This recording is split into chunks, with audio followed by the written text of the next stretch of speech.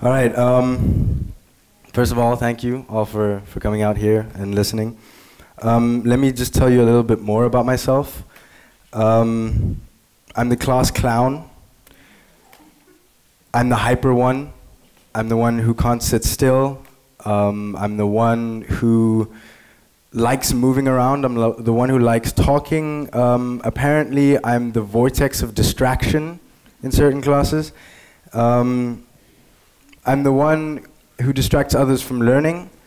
But really, to be honest with you, I have a problem with learning. And that's what I'm here to talk to you today about, and to also realize that with myself, because to be more specific, I have a problem learning within the framework that I've been learning within since I've been going to school. Let's maybe take a step back. How many of you know what ADHD is?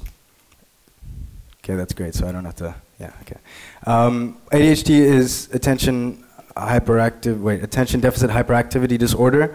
It basically means that you can't sit still and that you have problems concentrating. It's a mental disorder. It's put on the same level as other mental disorders like dysthymia and whatnot. And there are various ways of treating it. And when I was 8 years old, I was born in South Africa, first of all.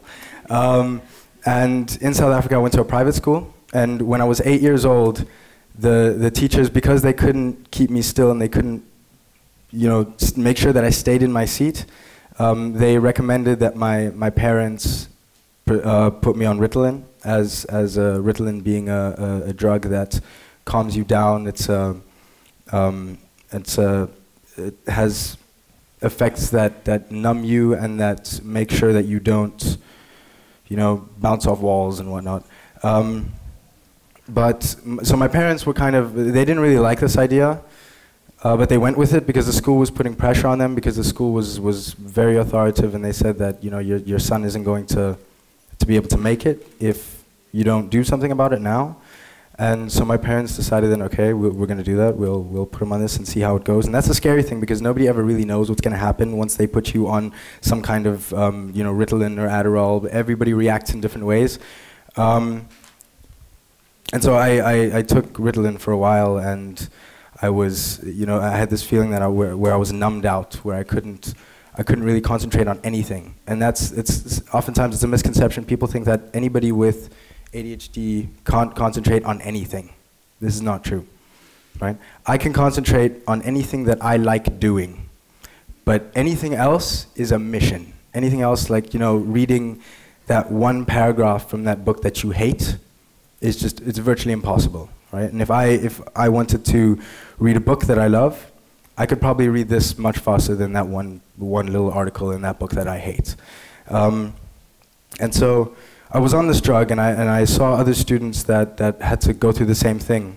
And one of them was a friend of mine, or this is 8th grade, not 8th grade, I was 8 years old, so it's a very generous term to say that he was my friend. I kind of just memorized his name, and he invited me over to his house.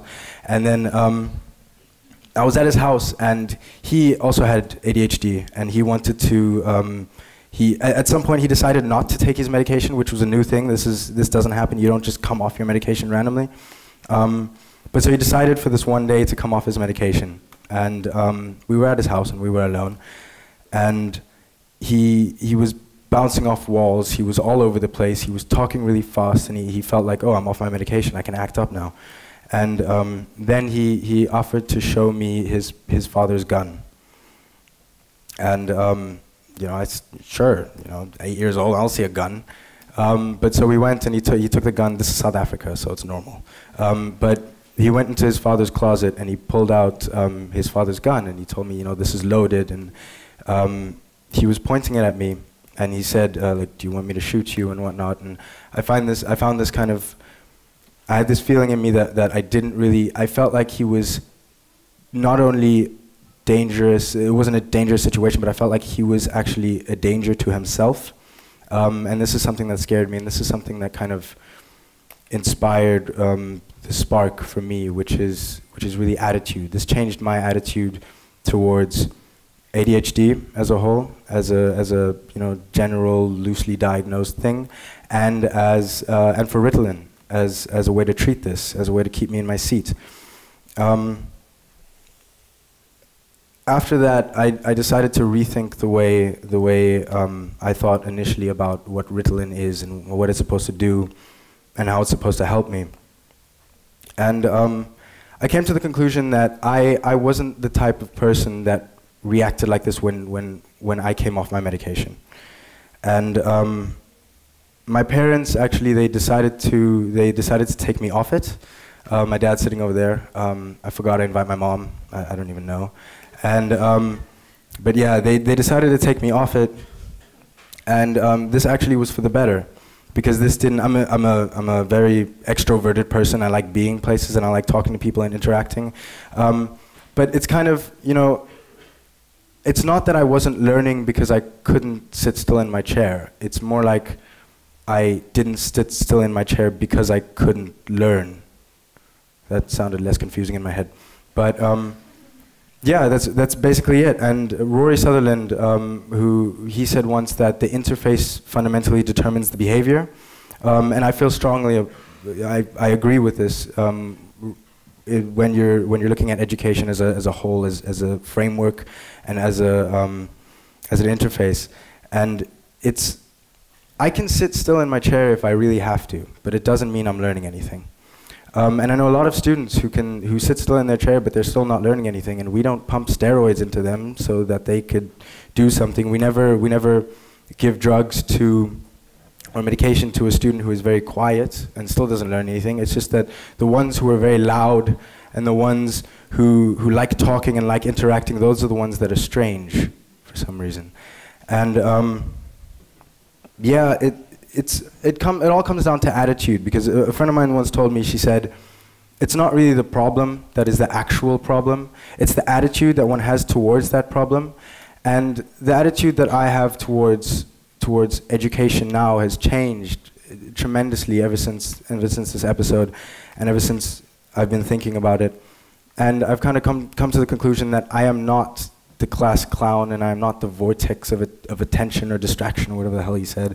And I am not also the curiosity that the cat killed, which apparently one teacher also said to me once.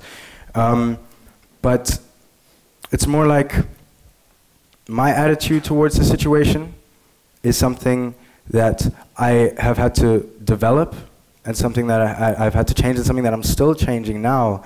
And it's difficult for me because I'm in my last year of IB, and I don't know what the hell I'm going to do to get the grades that I need.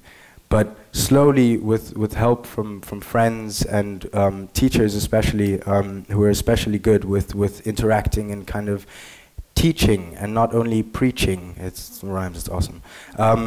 But those are the ones that really help me to actually understand what my strengths are and what my weaknesses are and where I learn. They don't suppress me with calling me names and asking me whether or not I took my medication in the morning in front of all of the students.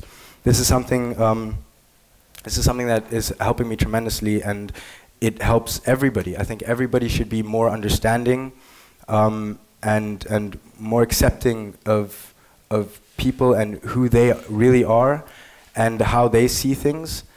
And yeah, I think it's something that Malcolm X once said. He said, once we change our philosophy, we can change our thought patterns, and once we change our thought patterns, we can change our behavioral patterns, and once we change our behavioral patterns, then we can change the way we think about things. Okay, now I'm paraphrasing, but we can think about things differently, and we change our attitude, and then once we change our attitude, then we can go on to some action. And that's really all I'm trying to say. I'm just trying to say that we must change our attitude towards certain things in order to get certain outcomes and the outcomes that we want. And I don't know, maybe I will fail. Maybe I won't make this year, I don't know, but all I can hope for is that I go into it with the right attitude, and I encourage everybody to do the same in every situation, all the time, whenever. Yeah.